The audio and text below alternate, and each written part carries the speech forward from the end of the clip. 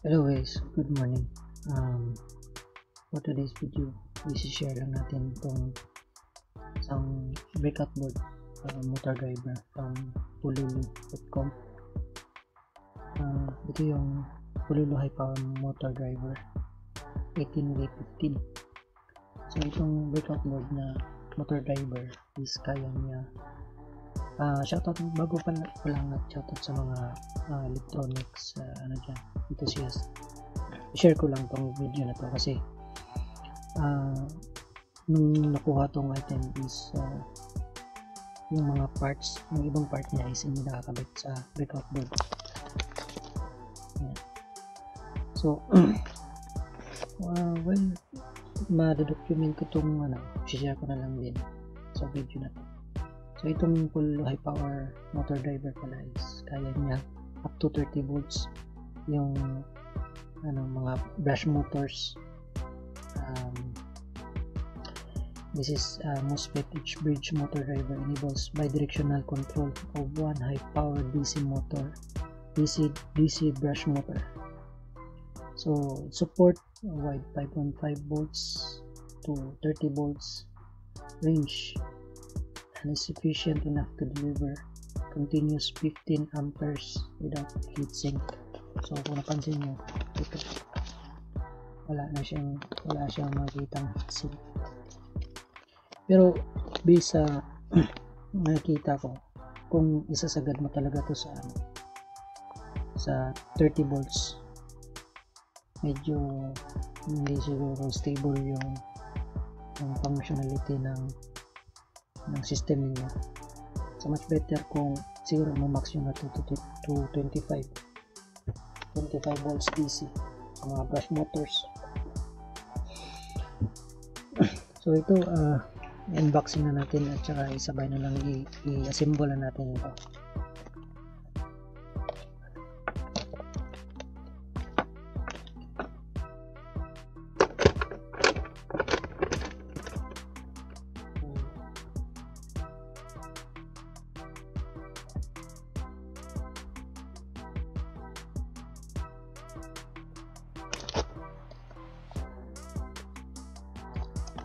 Mamaya i-share ko na lang din yung pin configuration ng brush motor yung driver na to. So yan yung breakout board motor, may kasama siyang isang malaking capacitor. Itong capacitor ay 15 microfarad, 40 volts, 150 microfarad pala to. 150 microfarad, 40 volts. May polarity plus and minus. Tapos itong kalimutan ko itong pangalan to para sa mga high amps na cables, socket. Pwede to siya dalawa to, pero pwede to siya pag-isahin. Yan, may clip.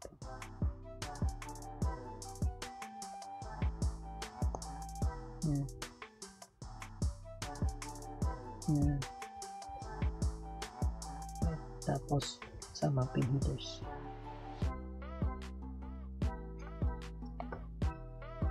So ito, kailangan natin itong board.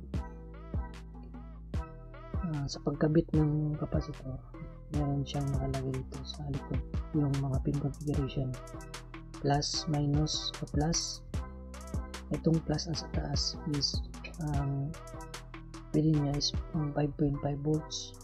Tapos itong 5 volts output yan, FF2, volt plug 1, volt plug 2, reset, PWM-H, TR, and ground. Sa kabila naman V plus voltage positive, output A, B, and then ground. So yan,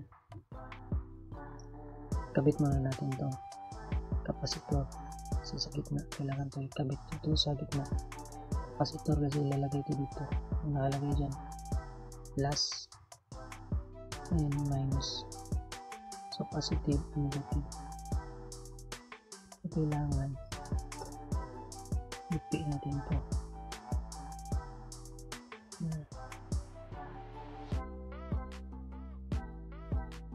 Enter.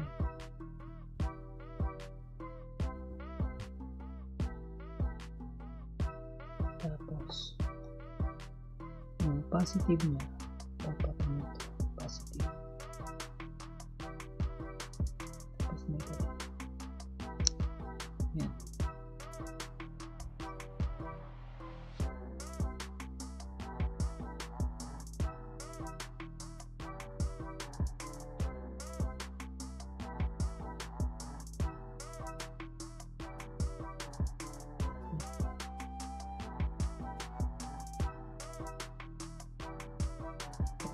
Nangin na natin to.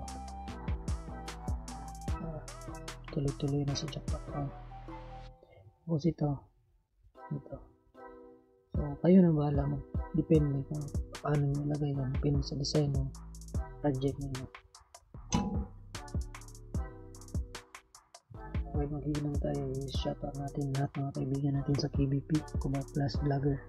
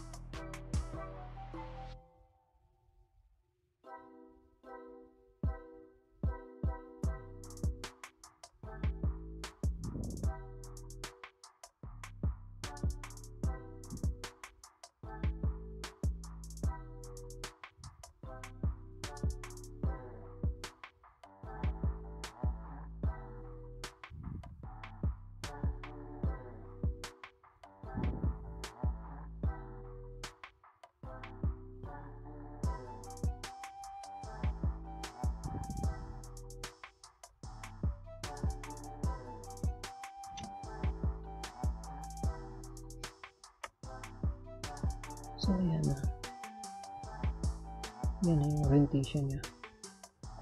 Pero yung headers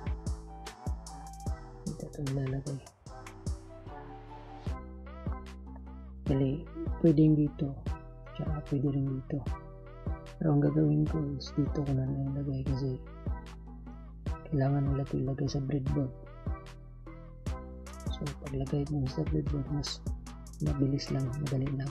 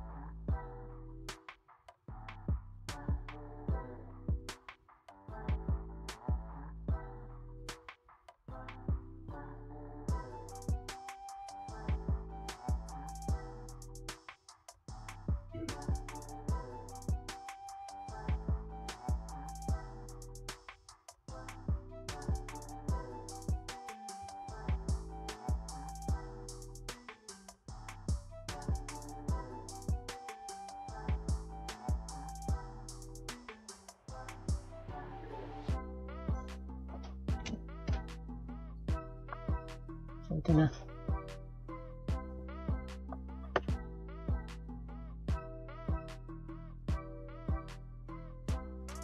Ito na yung item. Okay.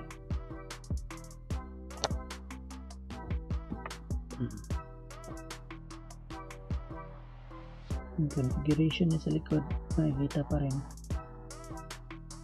Tapos yung attachment niya, yung capacitor,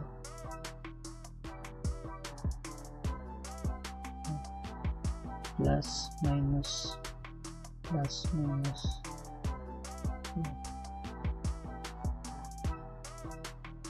So yan lang po ang video natin ngayon mga lods. So susunod na video papakita ko rin yung iba-ibang mga sensors na pwede magagamit sa mga project. Thank you so much, and I hope you like my video.